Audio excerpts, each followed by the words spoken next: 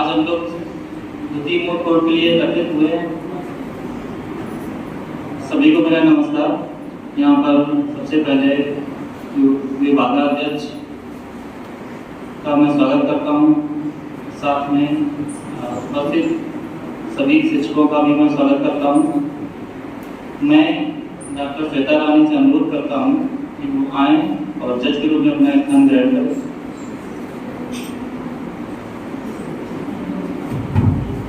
Thank you. आगे की कार्रवाई बढ़ाते हुए मैं सबसे पहले जो हमारे स्पीकर हैं, पेटिशनर की तरफ से अपर्णा पांडे। बाकी मैं आज की प्रॉब्लम के बारे में आप लोगों को थोड़ा सा बता देता हूँ। आज की प्रॉब्लम है प्राइवेसी इशू के बारे में। जो मोड कोड प्रॉब्लम दी गई थी उसमें जो आधार एक्ट के अंतर्गत डेमोग्राफिक डेटा और बायोमेट्रिक डेटा एकत्रित किया जा रहा है सिटीजन्स का, तो ये दुनिया का सबसे बड़ा निगरानी सिस्टम होगा। ठीक है, तो इससे प्राइवेसी को खतरे भी हो सकते हैं और गवर्नेंस में भी आसानी होगी। तो जो स्टेट है वो कहता है कि गवर्नेंस करने में आसानी होगी और जो इंडिविजुअल्स हैं या सिटीजन्स हैं वो कहते हैं हमारी प्राइवेसी को खतरा है। तो इसी मुद्दे पर अलग अलग स्पीकर अपनी अपनी बात रखेंगे। ठीक है, तो मैं अनुरोध करता हूँ अपर्णा पांडे से आए और अपना प्रॉब्लम जज के सामने रखें। Very good afternoon to the judge and everyone present here. I am Aparna Pandey from the side of appealant. Here I am presenting my case. Very first, what is the statement of jurisdiction is the appellant has approached this honorable court under Article 21 of the Indian Constitution. As Article 21 says, protection of life and personal liberty. No person shall be deprived of his life or personal liberty except according to the procedure established by law. The facts of the case are: there is a state named Hindustan in the Asia continent. A new act named Aadhaar Act 2016 has been passed by the Parliament for the identification and authentication of the citizens of the state. Biometric data and demographic data of the citizens is collected under this act. The definition of biometric information as given under section G of the said act includes photograph, fingerprint, iris scan or such other biological attributes of an individual as may be specified by regulations. The definition of demographic information as given under section 2A of the said act includes information relating to the name, date of birth, address and other relevant information of an individual as may be specified by regulations for the purpose of issuing an Aadhaar number, but shall not include race, religion, caste, tribe, language, records of entitlement, income or medical history. All data is stored in the central identities data respectively. Issues raised from the side of my appellants are: first, whether the Aadhaar project has a propensity to create a surveillance state and is thus unconstitutional based on this count. Next, whether the Aadhaar project violates the right to privacy of the citizens given under Article 21 of the Indian Constitution and is unconstitutional based on this count. These are the issues of this case. Since the Honorable Court is well versed with the facts, may I put my arguments? First, the Aadhaar card generated under this Act has the potential to enable a welfare state or surveillance state, as it seeks to ask the demographic information, which includes name, date of birth, address, gender, mobile number, and email address of the citizens, and biometric information, which includes photograph, fingerprint, iris scan, etc. By these information of the citizens of a state, the government has the ability to monitor all the activities done by a citizen of that state, like income of a citizen, transaction done by a citizen. So the government can monitor each and everything of its citizens. The mentioned act violates the right to privacy of the citizens given under Article 21 of the Indian Constitution.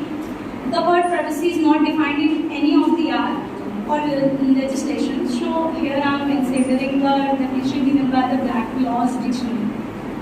The definition is as follows: right to be let alone, the right of a person to be free from unwarranted publicity, the right to live without any unwarranted interference by the public in matters which the public is not necessarily concerned. When right to privacy was made a fundamental right under Article 21 of the Constitution, then the personal information of the citizens which the Act seeks to receive should not be allowed. As it is mentioned in the case of Bharat Singh versus State of UP and others, AIR 1963, SC 12 1995. It is true that our Constitution does not expressly declare a right to privacy as a fundamental right, but the said right is an essential ingredient of personal liberty. The Aadhaar Act enabled the government to track the citizens which violated their right to privacy, and hence it should be declared in the Constitution. The mandatory linking of Aadhaar to PAN under the Section 139A of the Income Tax Act is a direct invasion by the state into the citizens' right to make free, voluntary and informed consent, as the government gets all access to the whole data of the citizens. Linking of the bank accounts with Aadhaar also violates the rights of the citizens, as they are not left with a choice to operate their bank account without linking the Aadhaar. Hence, it is violating of Article 21 of the Constitution. The right to make a choice is a right that has been recognized as a fundamental right under the right to privacy. The Aadhaar Act takes away the right to make a choice by the citizens and thus violates the fundamental right of the citizens under Article 21 of the Act. Here is a case which is People's Union for Civil Liberties versus Union of India of 1997. It says, right to privacy is an integral part of the right to life and personal liberty enshrined under Article 21 of the Indian Constitution, and it should not be restored to by the state unless there is a public emergency or interest of public safety requires. The Act aims to extend subsidies, benefits and services to the society.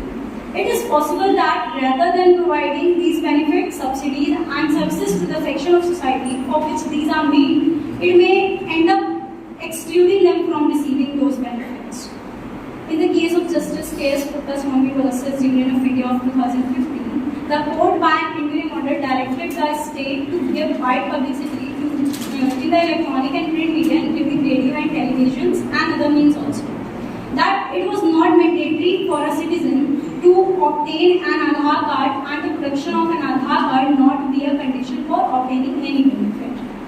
The provisions of the Aadhaar Act 2016 may create a serious problem for a state as giving away of vital information about the residents to the state, not only in the form of biometric but also about the movement as well as varied kind of transaction which a resident would enter in from time to time. The threat is the form of profiling the citizens by state on the one hand, and also misuse of them by private agency, whether it is enrolling agency or investing agency or a private agency. There are no provisions related to the proper security of the data of the citizens, as there is no provision related to the right to be forwarded. Data collected is used commercially. There is a case that is Zulfikar M.N. Khan versus Clinton Business Media Private Limited and others. The Delhi High Court observed the right to be forgotten and the right to be left alone as an integral part of individual's existence.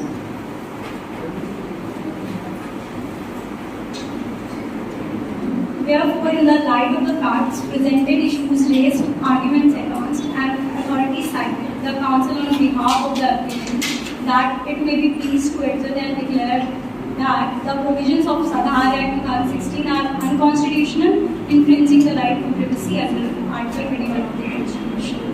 Or pass any other order, the court will be fit in the light of equity, justice, and good conscience, and for this act of kindness of your lovely lordship, the applicant shall as to be known. Thank you so much. Thank you, Pranav. Next participants वो भी petitioner की तरफ से हैं, नमिता तिवारी।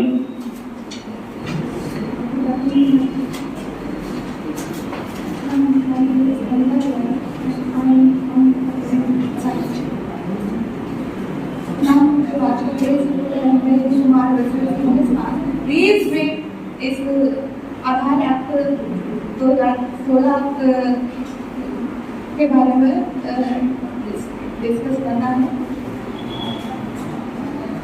जैसा कि हम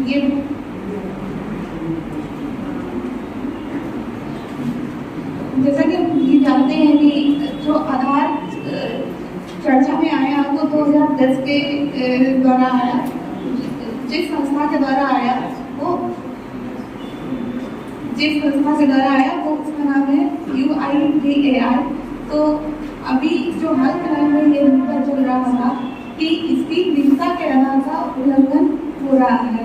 तो किस तरीके से हो रहा है, किस तरीके से ये निजता के आधार का उल्लंघन करता है, तो इस बारे में इश्यूज कुछ डिस्कस किए गए हैं। जिस तरीके से ये आधार जो है वोटर ID से जोड़ दिया गया है, या इसको लिंक करके जितनी व्यक्ति की प्राइवेसी की जानकारी हो सकती है उससे जो ये 12 नंबर का एक अंक का एक कार्ड बनाया गया है, जिससे व्यक्ति की निजता की एक पूरी जानकारी प्राप्त की जा सकती है उन संस्थाओं के द्वारा जो कि UIDAI के द्वारा लाइसेंसी नहीं है। तो इसके जब ये मुद्दा उठा, कुछ संस्थाओं ने इस मुद्दे को उठाया, तो वो इसकी बहस संसद में भी हुई, लोकसभा में भी हुई और राज्यसभा में भी हुई कि ये इस व्यक्ति की प्राइवेसी का उल्लंघन करता है या नहीं करता है। पहली बात तो ये जो आधार बनाया गया है वो आम आदमी की पहचान के लिए बनाया गया है, ना कि संस्थाओं के द्वारा जानकारी प्राप्त करने के लिए बनाया गया है। ठीक, और इस पे हमला एक निजी व्यक्ति की सोच को वो करता है, क्योंकि आज जिस तरीके से हर होटल पे, हर जगह, हर अस्पताल में आधार की जानकारी मांगी जाती है, तो वो ये शो करता है कि व्यक्ति कहाँ से आया है, कहाँ पे गया है, या कहाँ पे ठहरा हुआ है, क्या उसका बैकग्राउंड है। तो सबसे पहले तो इसमें ये होना चाहिए कि आधार की जरूरत कहाँ होगी और कहाँ नहीं होगी। इस जो यहाँ तक कि जो भी हमारा बैंक अकाउंट है वो भी आधार कार्ड से लिंक कर दिया गया है। पैन कार्ड को भी आधार कार्ड से लिंक कर दिया गया है, जिसमें व्यक्ति की जो बैंक अकाउंट की डिटेल्स है वो बैंक के द्वारा ही प्राप्त की जा सकती है। और यही तक ये सीमित नहीं है, बल्कि ये इस तरीके से भी सीमित है कि बैंक के द्वारा जो हैकर से जुड़े हुए हैं तो किस तरीके से उसके पैसे को वहां से निकाल सकते हैं, या क्योंकि आज एक बहुत बड़ी समस्या उत्पन्न हो गई है आम आदमी के लिए कि उसका पैसा बैंक में पूरी तरीके से सुरक्षित है या नहीं। अब आती है आधार एक्ट पे। आधार एक्ट दो तरीके का होता है, जिसमें एक है डेमोग्राफिक, दूसरा है बायोमेट्रिक। बायोमेट्रिक में आई स्कैन फिंगर्स एक्स्ट्रा आते हैं और डेमोग्राफिक में नेम और एड्रेस आते हैं। आधार दुनिया का निगरानी सिस्टम है।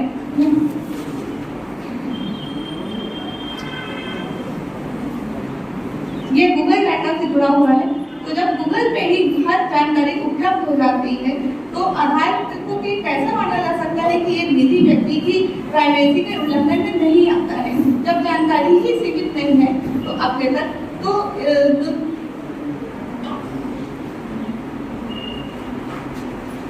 इसके जरिए सूचनाएं सार्वजनिक हो रही है, तो ये माना नहीं जा सकता है कि एक संस्था के द्वारा इसकी जानकारी को अपने तक ही सीमित रखा गया है। इससे फाइनेंशियल क्राइम भी बढ़ रहे हैं, इंटरनेशनल क्राइम्स भी बढ़ रहे हैं। और अभी हाल फिलहाल में 2022 को UIDAI की तरफ से एक एडवाइजरी जारी की, जिसमें कहा गया कि आधार कार्ड को फोटोकॉपी से लिंक न किया जाए, फोटोकॉपी उसकी जो है सार्वजनिक न की जाए, और कोई भी सिस्टम उसका ई आधार कार्ड बना के उसकी एक कॉपी ना बना ले, जिससे कि आम व्यक्ति की जो है पर्सनल डिटेल जो है सार्वजनिक ना हो पाए।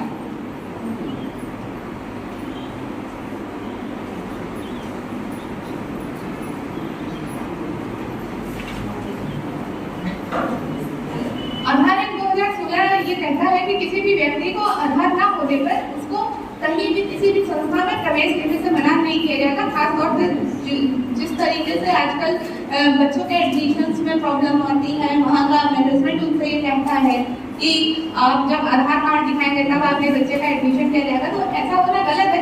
हर जगह आधार कार्ड को कंपलसरी ना बनाकर केवल उस जगह आधार कार्ड को कंपलसरी बनाया जाए जो UIDAI के द्वारा या देश में सरकार के द्वारा एक एस्टेब्लिश्ड कंपनियां हैं, ताकि हर कंपनी के द्वारा इसको सार्वजनिक अनिवार्य किया जाना चाहिए। दूसरा, KYC के जरिए इसका उपयोग किया जाता है। तो KYC के जानकारी के लिए ही इसका इस्तेमाल किया जाना चाहिए, ना कि किसी अदर चीज के लिए।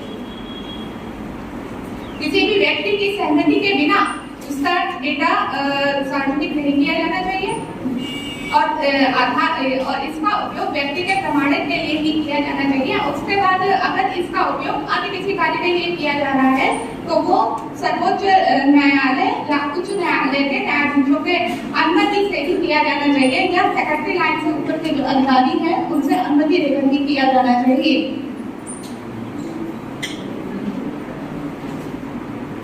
और अगर बैंक खातों में अगर इसका प्रयोग किया जा रहा है तो ये देख लेना चाहिए कि इसे कहीं हैकिंग का खतरा तो नहीं जा रहा है, क्योंकि इससे आम आदमी के पैसे का निकलने का खतरा बना रहता है। भारत में 2017 में RTI प्रकाशित हुई थी, जिसमें ये कहा गया था कि केंद्र सरकार और राज्य सरकार की 200 से अधिक जुड़ी व्यक्तिगत सूचनाएं सार्वजनिक हो गई हैं, और ये जो एडवाइजरी थी वो UIDAI के द्वारा ही जारी किया गया कि ऐसा कैसे हो गया। तो इसी आधार पे जस्टिस VS गुप्ता स्वामी ने बताया था किस तरीके से ये आधार की हमारे फंडामेंटल राइट को जो है व्यक्तिगत उल्लंघन कर रहा है। हर आदमी को इससे नहीं जोड़ा जाना चाहिए। जिन व्यक्तियों को जोड़ा जाना चाहिए उनको प्रॉपर तरीके से बताया जाना चाहिए कि कहाँ पे इसका उपयोग आपके लिए किया जा रहा है और कहाँ नहीं किया जा रहा है। इसी के साथ मैं ये कहना चाहती हूँ कि आधार को मतलब न्यायालय में ऐसा व्यवस्था होनी चाहिए कि आधार को कहाँ पे लागू किया जाए और कहाँ पे लागू न किया जाए, किन संस्थाओं पे लागू किया जाए और किन संस्थाओं पे लागू न किया जाए। इसी के साथ मैं एक बात को समाप्त करती हूँ। Thank you Mamta. Next participants हैं सौरभ कुमार, रिस्पोंडेंट की तरफ से बोलेंगे। सौरभ।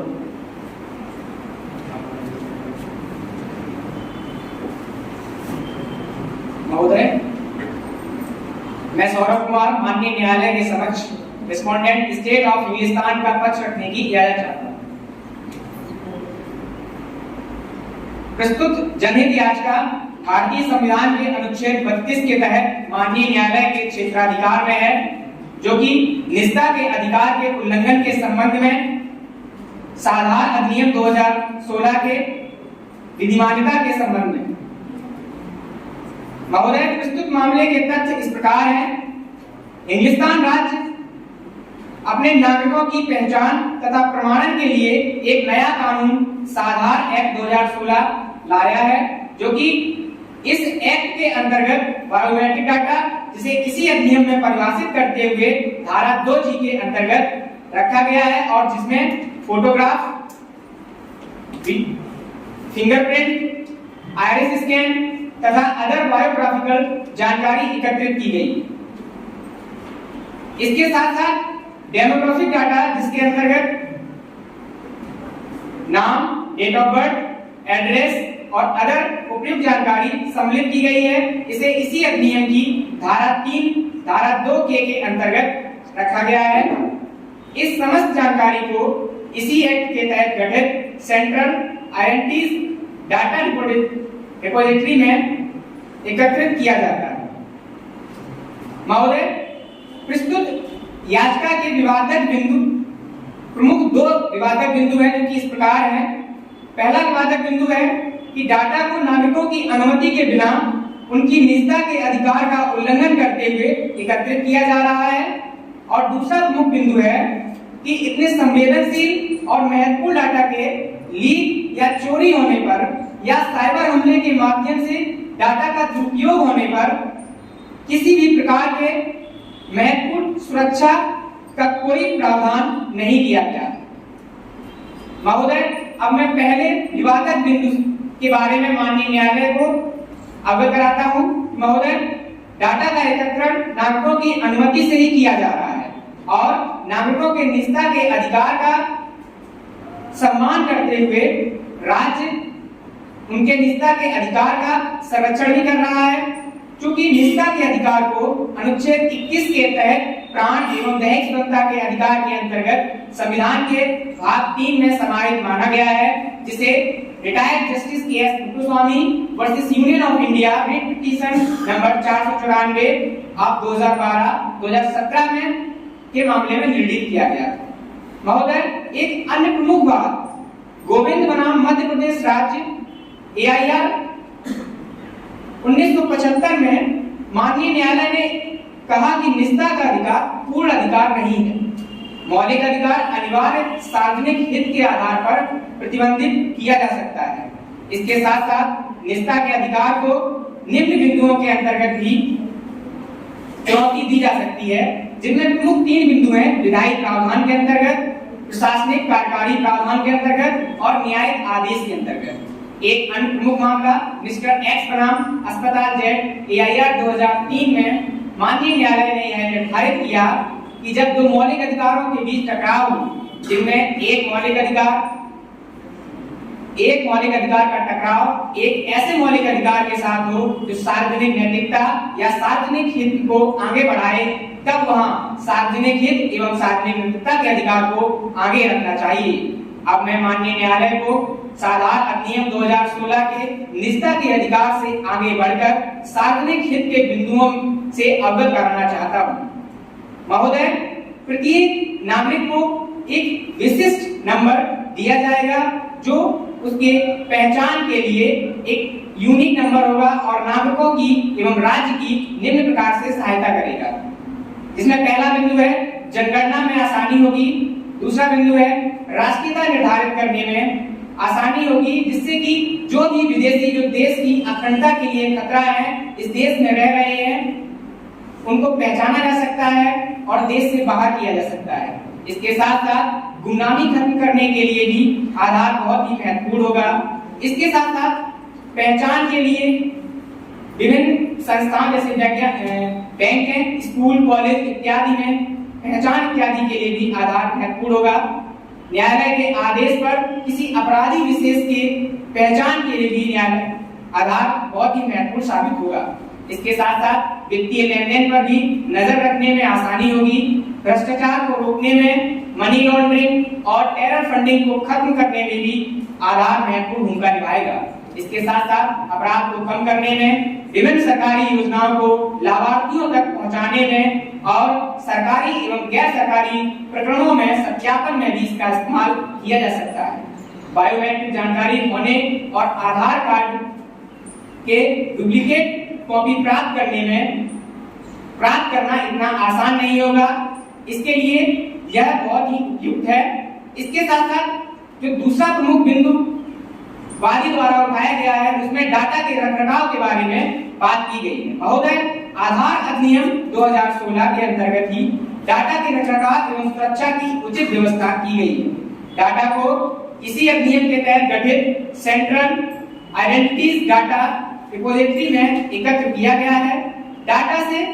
डाटा के संबंध में जो भी दुरुपयोग हो उसके लिए इसी अधिनियम में दंड की उचित व्यवस्था की गई है। केंद्रीकृत डाटाबेस का अनाधिकृत पहुंच के लिए एक व्यक्ति को 3 साल तक के कारावास और न्यूनतम 10 लाख तक के जुर्माने से भी दंडित किया जा सकता है। इसके साथ साथ यदि अनुरोध करने वाली संस्था या नामांकन करने वाली एजेंसी नियमों का पालन करने में विफल रहती है तो उन्हें 1 साल तक कैद और 10,000 तक का जुर्माने से भी दंडित किया जा सकता है, और अगर वह बार-बार ऐसा करती हैं तो 1 लाख तक के जुर्माने से भी दंडित किया जा सकता है। महोदय, डाटा की सुरक्षा के लिए एक विशेष समिति का भी गठन किया गया है, जिसका नेतृत्व सुप्रीम कोर्ट के पूर्व न्यायाधीश जस्टिस BN श्रीकृष्ण कर रहे हैं, जो डाटा सुरक्षा के मुद्दों की पहचान करके उसके लिए उपयुक्त कानून बनाने पर भी विचार किया जा रहा है। इसके साथ साथ आधार अधिनियम 2016 की धारा 32(3) में विशेष रूप से UIDAI को प्रमाणीकृत के उद्देश्य के बारे में भी एक जानकारी को स्वयं या किसी संस्था के माध्यम से एकत्रित करने या रखने या बनाए रखने से रोकती है। आधार एक पहचानकर्ता की प्रोफाइलिंग आधार एक पहचान करता है, न कि प्रोफाइलिंग टूल। अतः मैं माननीय न्यायालय से प्रार्थना करता हूं कि आधार अधिनियम 2016 के सारे प्रावधान विधिमान हैं और राज्य नागरिकों की निजता के अधिकार का सम्मान करते हुए इसे लागू कर रहा है। इसके साथ साथ सुरक्षा की समुचित व्यवस्था की गई है और आगे भी इस पर कार्य जारी है और किसी भी अधिनियम के संबंध में अपराध होने पर या इस अधिनियम के संबंध में कोई अपराध होने पर दंड की समुचित व्यवस्था की गई है। अतः प्रस्तुत याचिका खारिज करने योग्य है। मैं माननीय न्यायालय से यही अपील करता हूं। Thank you sir. अभी पेटिशनर की तरफ से नेक्स्ट पार्टिसिपेंट है उषा सिंह। माननीय न्यायालय के समक्ष वादी की ओर से मैं अपना पक्ष प्रस्तुत करूं।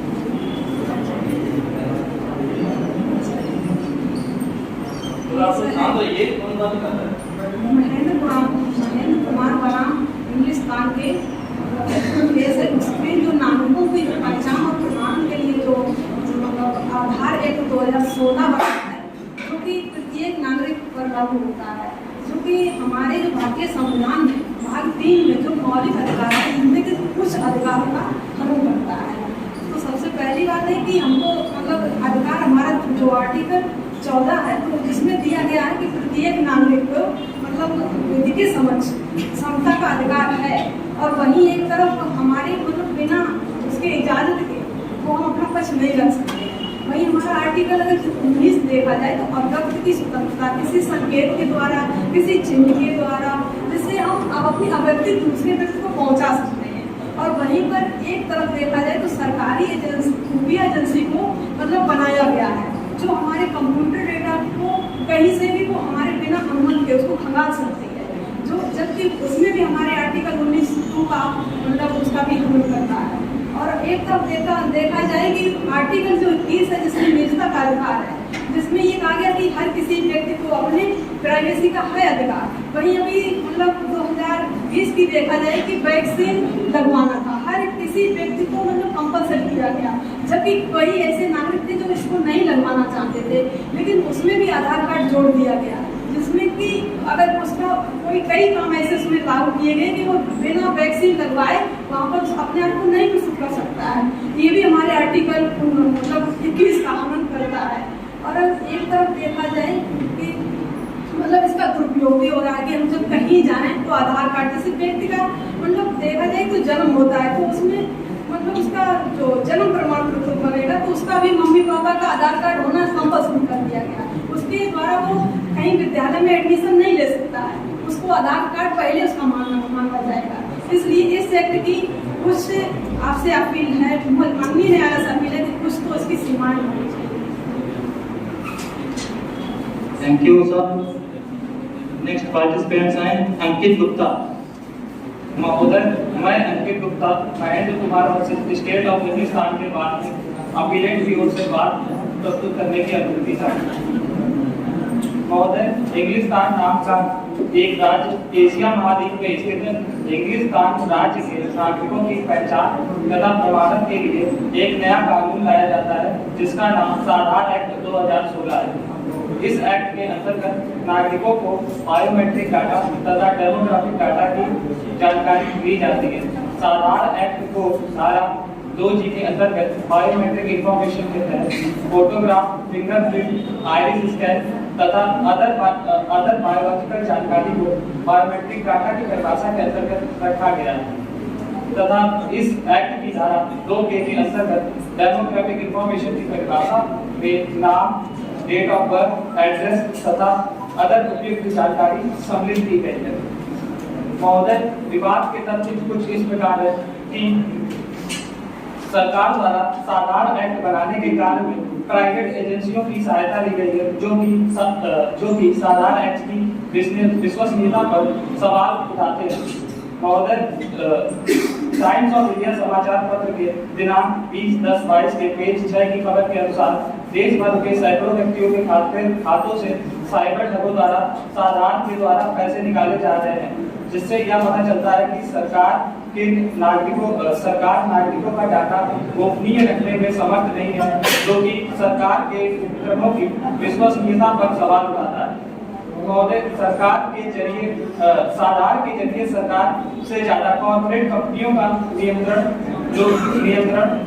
व्यक्तियों पर, नागरिकों पर होगा और आधार को अनिवार्य बना दिए जाने पर व्यक्ति सिर्फ आधार नंबर रह जाएगा और आधार की वजह से लोगों की हद पर निगरानी की जा सकेगी। महोदय, याचिका भारतीय संविधान के अनुच्छेद 32 के अंतर्गत भारतीय संविधान के अनुच्छेद 21 के वायलेशन के लिए प्रस्तुत की जाती है। अतः मैं माननीय न्यायालय से यह मांग करूंगा कि इस एक्ट को अनकॉन्स्टिट्यूशनल घोषित करने की कृपा करें। रेस्पोंडेंट की तरफ से नेक्स्ट पार्टिसिपेंट है शिरोमणि सिंह।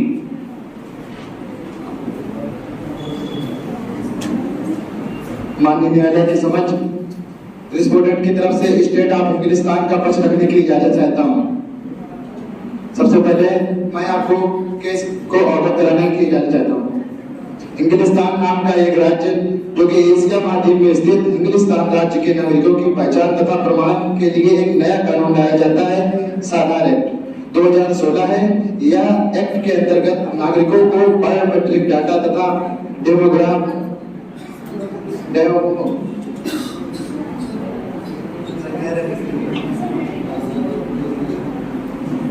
धारा 2G के अंतर्गत बायोमेट्रिक इंफॉर्मेशन के तहत फोटोग्राफ, फिंगरप्रिंट, आइस स्कैन तथा अदर बायोलॉजिकल जानकारी को बायोमेट्रिक डाटा की परिभाषा के अंतर्गत रखा जाता है। इसे एक्ट की धारा 2K के अंतर्गत बायोमेट्रिक इंफॉर्मेशन की परिभाषा में name, date of birth, address तथा अदर उपयुक्त जानकारी सम्मिलित है। इस समय जानकारी की गई एक्ट के तहत उनके सेंट्रल आइडेंटिटी डाटा रिस्पोजिटरी में एकत्र किया गया है। नोट, स्टेट ऑफ इंग्लिस्तान को यूनियन ऑफ इंडिया माना जाए तथा सभी कानून इंग्लिस्तान राज्य पर लागू माने जाए तथा साधार एक्ट को आधार एक्ट 2016 माना। महोदय, अब मैं विवाद बिंदु को प्रस्तुत करने की इजाजत चाहता हूँ। प्रस्तुत मामला मुख्यतः 2 बिंदुओं के आधार पर विचारणीय है। पहला, निजता की आधार के उल्लंघन के संबंध में। दूसरा, संवेदनशील और महत्वपूर्ण डाटा के लीक होने या चोरी होने के दुरुपयोग के संबंध में। महोदय, डाटा को नागरिकों की अनुमति के साथ ही संग्रहित किया जा रहा है, जैसा कि प्रमुख मामला KS बिट्टू स्वामी बनाम यूनियन ऑफ इंडिया के मामले में निर्णय किया गया है। निजता का अधिकार संविधान का मौलिक अधिकार है। इसके साथ साथ एक अन्य मामला गोविंद बनाम मध्य प्रदेश राज्य में यह कहा गया कि निजता का अधिकार पूर्ण अधिकार नहीं है, इसे सार्वजनिक हित एवं सार्वजनिक नैतिकता के आधार पर प्रतिबंधित किया जा सकता है। दूसरा तथ्य है, डाटा के सुरक्षा के लिए युक्त प्रावधान किए गए, जिन्होंने यदि कोई या अनाधिकृत व्यक्ति के केंद्रीकृत डाटाबेस तक पहुंचा है, उसे 3 साल तक की सजा और 10 लाख रुपए जुर्माना लगाया जा सकता है। डाटा की सुरक्षा के लिए एक समिति का गठन भी किया गया है, जिसकी अध्यक्षता सुप्रीम कोर्ट के पूर्व जज BN श्रीकृष्ण कर रहे हैं। माननीय न्यायालय से मेरी प्रार्थना है कि साधार एक्ट 2016 को पूर्णतः वैध है, अतः पूर्णतः खारिज कर दिया जाए। Thank you. नेक्स्ट है मधुमिता मुखर्जी, ये भी रिस्पोंडेंट की तरफ से है। मैं माननीय न्यायालय रिस्पोंडेंट स्टेट ऑफ इंग्लिस्तान का पक्ष रखने की इजाजत चाहती हूँ। मैम, याचिकाकर्ता की तरफ से जो इस कानून के लिए चिंताएं व्यक्त की गई हैं, मैं उन चिंताओं को ध्यान में रखते हुए कुछ महत्वपूर्ण बिंदुओं के माध्यम से सरकार का पक्ष रखना चाहूंगी। मैम, जैसा कि याचिकाकर्ता ने सुरक्षा की दृष्टि से डाटा को एकत्रित करने की प्रक्रिया को गोपनीयता का हनन का हवाला दिया है, मैं न्यायालय को बताना चाहूंगी कि सरकार ने भविष्य की बढ़ती जन निगरानी की चुनौतियों से निपटने के लिए ही, जिसमें टेक्नोलॉजी एक महत्वपूर्ण भूमिका निभा रही है, इस कानून को लागू करने की आवश्यकता समझी है, जिसका महत्वपूर्ण पक्ष व्यापक पैमाने पर सुरक्षा प्रदान करना ही है तथा इससे पूर्व भी माननीय सुप्रीम कोर्ट के आदेशों में ये कहा गया है कि आधार के प्रमाणीकरण के लिए सरकार के पास पर्याप्त डिफेंस मैकेनिज्म है, जो इसको अपने आप में मजबूत भी करता है। और भी आधार नाम सेकंड पॉइंट में आधार जन ट्राइनिटी पर आधारित है, जिसमें जनाधन बैंक अकाउंट, मोबाइल, आधार एक साथ वर्क करते हैं, जिससे नकदी रहित अर्थव्यवस्था को बढ़ावा मिलेगा तथा सरकारी योजनाओं व सब्सिडी का लाभ समाज के अंतिम वर्ग तथा पारदर्शिता के साथ पहुंचेगा। ये गांधी जी के अंत्योदय विचार को भी सुनिश्चित करता है। एक विशाल बायोमेट्रिक डाटा को संरक्षित करना चुनौतीपूर्ण तो है, परंतु इनसे समाज को good governance, efficiency, targeted delivery, transparency जैसे लाभ भी प्राप्त होते हैं तथा इस एक्ट में सरकार ने कुछ दंडात्मक प्रावधान भी रखे हैं, जिससे अनियमितताएं कम से कम हो, जैसा कि झूठी सूचना प्रदान करने के प्रयास में 3 साल की सजा व न्यूनतम 10 लाख तक की सजा का होना। साथ ही केंद्रीय पहचान डाटा रिपोजिटरी में संग्रहित जानकारी यदि लीक होती है तो भी सजा का प्रावधान है, जो सुरक्षा के मानकों पर खरा उतरता है। अतः मैं माननीय न्यायालय से निवेदन करती हूँ कि सरकार के पक्ष में उदारता पूर्वक विचार करते हुए निर्णय पारित किया जाए। धन्यवाद। आगे की कार्रवाई के लिए मैं जज डॉक्टर श्वेता रानी मैम से आग्रह करता हूँ कि वो आकर के अपना एनालिसिस दें।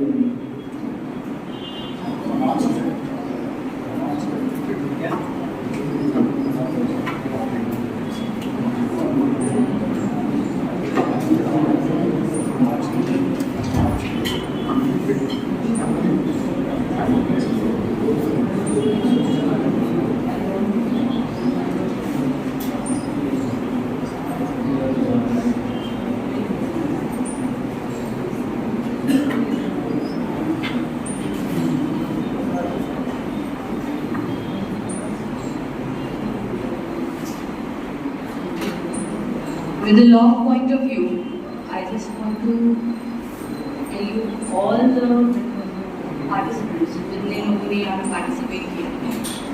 यहाँ पे जो प्रेजेंटेशन था, पहली चीज़ तो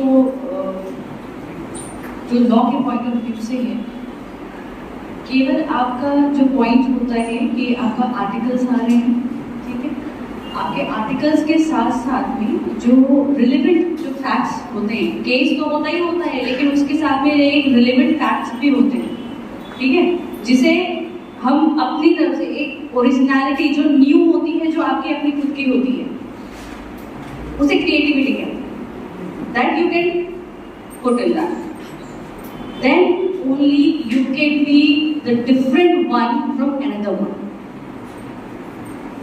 किसी अन्य से तभी आप अलग कहे जाएंगे जबकि आपकी उसमें क्रिएटिविटी होगी, ठीक है। वही चीजें वो भी वही बोल रहा है, वो भी वही बोल रहा है, वो भी वही बोल रहा है, तो ये आपके एक तरीके से कि एक ही पैटर्न पे आप सब चल रहे हैं, ठीक है। Presentation that is not only that you are just reading out the paper only, ठीक है। इसका मतलब ये नहीं है, इसका मतलब ये है that what you are doing the new one, क्या एक नई क्रिएटिविटी आप उसमें लॉ के पॉइंट ऑफ व्यू से जो नए फैक्ट्स होंगे जिसपे अभी काम होना बाकी है, उस पे आप प्रेशर अगर देंगे तो वो अलग से दिखेगा, वो क्रिएटिविटी आपकी नहीं है, ठीक है। और अलग अलग मैं बताऊं जितने भी थे यहाँ पे पार्टिसिपेंट्स थे, और Aparna, you were the very confident, you were the confident, she was a very confident one and clear facts के साथ में नंदी ने कहा। And the second one, नम्रता, आपका जो था थोड़ा सा नम्रता ना, जो आपकी एंडिंग स्पीच थी उस पर थोड़ा सा देखिए, ठीक है। पैनिकिंग थोड़ा सा कम कीजिए इसको, और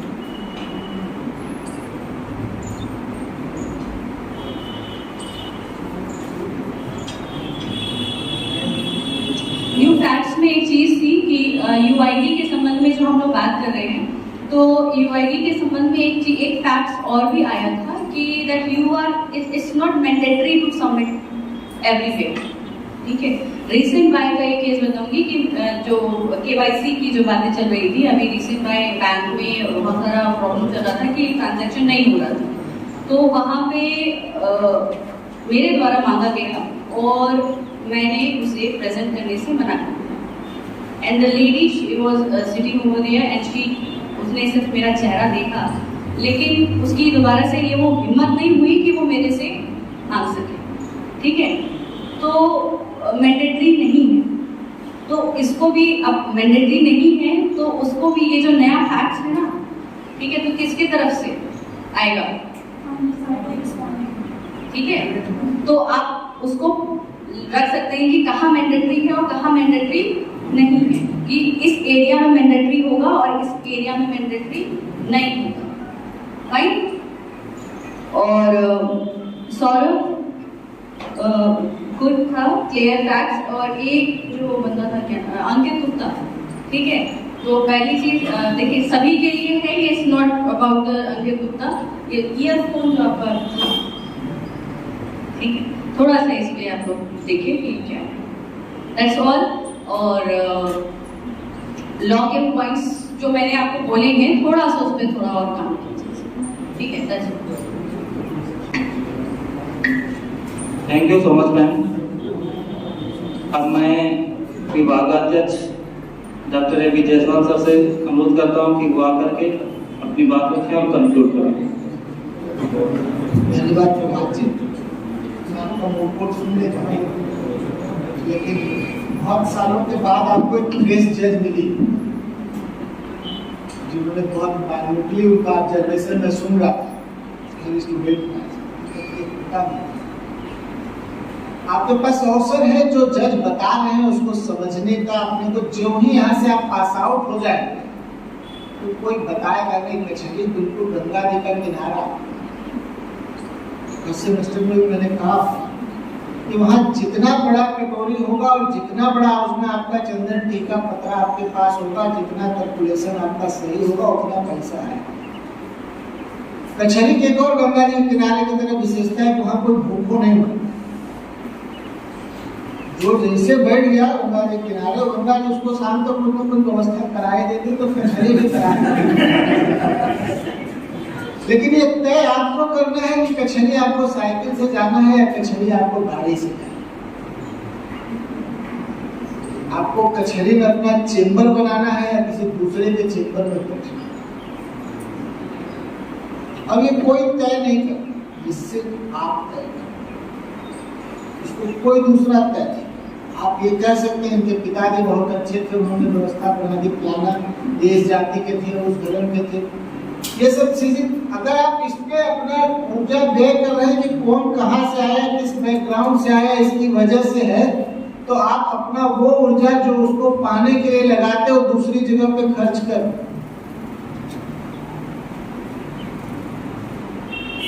जितना आप ये सोचने में, उसका क्रिटिसाइज करने में समय लगा रहे हैं। इनके पिताजी बहुत रईस थे कि बहुत अच्छे जगह से पढ़े, इनका बहुत जुगाड़ था। अगर उतना ऊर्जा अपना जुगाड़ बनाने में लगा दी अपने, तो आपका बन जाए। तो मेरा इतना ही निवेदन था। दूसरा आपका सेकेंड मूव कोर्ट था, लास्ट नवंबर के 15-20 नवंबर के आसपास लास्ट मूव कोर्ट हो जाएगा अगर एग्जामिनेशन का कोई डेट नहीं आता।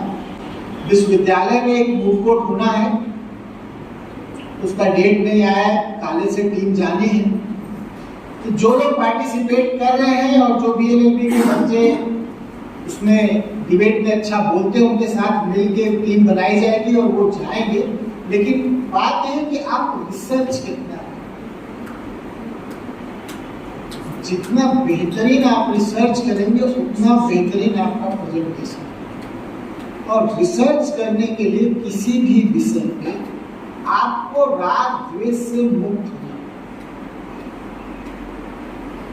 आप जो देख रहे हैं अगर वो नहीं देख रहे, सिर्फ जो आप कर रहे हैं वही आपको दिख रहा है, तब आप बेहतरीन रिसर्च कर पाएंगे, तब आप बेहतरीन ढंग से प्रेजेंटेशन अपना दे पाएंगे। मैं बहुत सफल वकील है, नाम नहीं लूंगा, सुप्रीम कोर्ट में बहुत बड़े बड़े केस की वो भी हमारे मुझसे बहुत अच्छे कामकाज, नाम इसलिए नहीं लेंगे कि कई बार दिक्कत हो जाता है जज और वकील का नाम लेने। तो एक बार मैं भी दिल्ली में था, इसी जून का बात है, हिमाचल प्रदेश से लौट के आया था, तो उन्होंने मुझे कहा कि आ जाओ चाय पीते हैं। और सुप्रीम कोर्ट के एडवोकेट्स का जो चेंबर है उसके ठीक पीछे एक ऐसे ही चाय वाला लगाता है और वो पटिया वटिया डाला, तो मेरे को उन्होंने मैसेज लोकेशन भेजा कि यहाँ, मैं वहाँ गया, वो आए थे और उनके जितने जूनियर उनके साथ आए तो उनको भेज दिया। अब वो बेचारा चाय वाला बिल्कुल सरप्राइज था कि आज ये क्यों आ गए हैं, तो वहीं उन्होंने चाय ऑर्डर करी, उसी को बोरा डाल के जो पटिया था उसी के वो भी बैठी। और अमूमन मैं जाता हूँ तो मैं नहीं बैठता हूँ, जब ऐसी जगह तो बिल्कुल ही नहीं बैठता, ये मेरा स्वभाव का दोस्त कि हम एक डिकोरम के नीचे कभी नहीं जाते किसी भी स्थिति, तो मैं उनके सामने भी नहीं गया, मैं खड़ा होकर पीता रहा, उनसे बात करता रहा, वो बैठ गए थे, उनकी एज भी थी, तो वो बहुत सीनियर 40-50 साल की, उनकी 40 साल से कम की प्रैक्टिस नहीं, तो वो भी मुझे समझ रहे थे कि क्यों नहीं। तो उन्होंने मेरे से बहुत छोटी सी बात की थी कि जब वो वकालत शुरू किए थे तब भी वो दुकान था, तब कोई और चलाता और वहां से ही चाय पीते थे, और जब वो उनके पास सीरियस प्रॉब्लम होता था तब भी वो उसी के दुकान पे चाय पीते थे, वहीं पे वो थॉट्स होते थे। हमें सिर्फ वो इतना बताना चाह रहे थे कि कभी जीवन में जब आपके पास बहुत सीरियस प्रॉब्लम हो तो आपने जहाँ से शुरुआत की हो वहाँ पे आप जाके अपने को खोजेंगे मिल जाए, क्योंकि उस बीच में जब आप आगे बढ़ जाते हैं तो बहुत सारा आपके सामने माया वो विकसित हो जाता है। जब आप उस जाल से नहीं निकलते तब तक आप कर नहीं सकते। तो आप जैसे ही LLB पास कर लेंगे, LLB पास करने के बाद मेरा अपना धारणा है, मैं तीसरी पीढ़ी का, चौथी पीढ़ी का अपने परिवार में वकील, कई भाई हम लोग वकील हैं, बड़े पिताजी लोग वकील थे, मेरे बाबा भी वकील थे। LLB पास करने के बाद हाई स्कूल पास करने में जितना इज्जत मिलता है, LLB पास करने में उतना आपको साबित करना पड़ता है कि मेरे पास काबिलियत है, क्योंकि वकालत में आपको डे टू डे का इम्तिहान देना है, ठीक है, और ताने आपको सभी मारेंगे, आप जहां भी जो जान गया वकील। फिर जैसे ही वकील इस्टेब्लिश हो जाता है तब उसकी स्थिति और जो इस्टेब्लिश नहीं हुआ उसकी स्थिति में बहुत अंतर है। आपका अपनी लास्ट सेमेस्टर है, आप जब निकलेंगे तो आपको इन सारी चीजों से रूबरू होना पड़ेगा। जो इस प्रोफेशन में जाएंगे, जो नहीं जाएंगे, सिर्फ उनके बीवी बच्चे ताने मारेंगे कि आप वकील हो, आपको आता है। जब आप इससे मुक्त नहीं, LLB की डिग्री के साथ एक बहुत बड़ा डिमेरिट, ये LLB की डिग्री के साथ एक बहुत बड़ा डिमेरिट है कि आप अगर LLB प्रैक्टिस नहीं भी कर रहे हैं तो आपके घर वाले को पता है, आप रिश्तेदारी पट्टीदारी में जहां तो बात नहीं बोले, आप तो कानून बता रहे हैं। तो वकाल इस प्रोफेशन के साथ सबसे बड़ी चीज जो है कि आपको हर हालत में सफल, और LLB करके सिर्फ वकील बनते हैं ऐसा नहीं, LLB करके आप किसी भी प्रोफेशन में जा सकते। जो सबसे ज्यादा पिछले साल लॉ ग्रेजुएट का अपॉइंटमेंट हुआ है, रिक्रूटमेंट हुआ है, वो हुआ है मार्केटिंग के जॉब। आप पूरे नेशनल लॉ स्कूल का अगर डाटा देखेंगे तो सबसे ज्यादा मार्केटिंग में हुआ है, सेल्स और मार्केटिंग, चाहे वो सिम्बोसिस का हो, चाहे वो नेशनल लॉ स्कूल बेंगलोर का हो, अच्छे जगह तो है कि जब आपका कम्युनिकेशन स्किल विकसित और स्थिति में आपके पास रिसर्च करने का नॉलेज आता है कि इस परिस्थिति में हम कैसे रिसर्च कर सकते हैं, कैसे रास्ता निकाल सकते हैं। वकील का सिर्फ एक ही काम है, रास्ता निकालना।